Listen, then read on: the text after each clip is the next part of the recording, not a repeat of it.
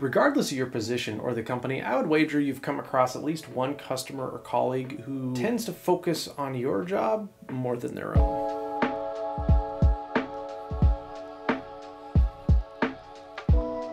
Never assume you understand the inner workings of a company or department. Whether you're in customer service or you're interacting with other departments, or maybe you're just working with your team. If you're not willing to have someone come into your job and point out things that you're doing wrong, then you should not ever say that to another human. Maybe they didn't get your sandwich order correct. That's an error. It happens. Allow them to make it right. Saying things like, only an idiot could screw up this order, isn't only inappropriate and unprofessional, it sets you up for the same type of scrutiny. If you accidentally miss something at your job, you'd probably expect a little grace from your manager, those around you, maybe the other departments you're interacting with. If you're unwilling to provide that same grace to someone who's serving you, you might not deserve to have good service. Unfortunately, service organizations have taught customers those who yell, complain, are rude and obnoxious often get better, faster, quicker service because the company cares more about optics and reputation than about actual customer service. If you work in a customer service organization,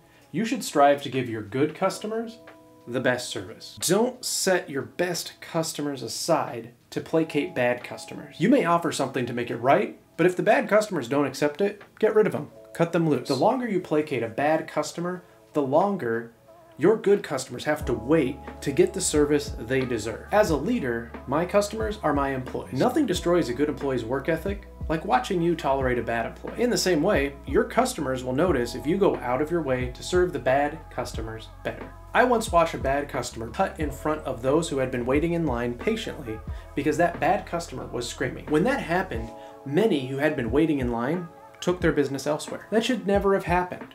Instead, the manager should have offered a discount, maybe even to everyone in line.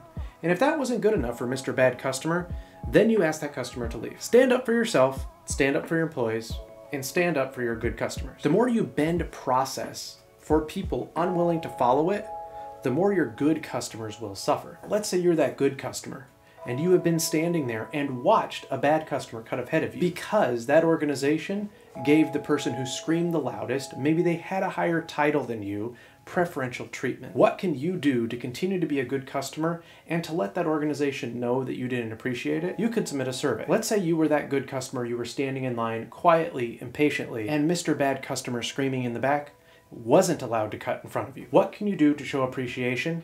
You can fill out a survey. I made a whole video on why it's important to fill out surveys. If you go to Google reviews and search a company, you're gonna see a lot of companies that have negative reviews. Some of those reviews are going to be fake. In fact, most of those negative reviews are going to be from people who weren't good customers. They came in not wanting to be served. Some of them might be legitimate.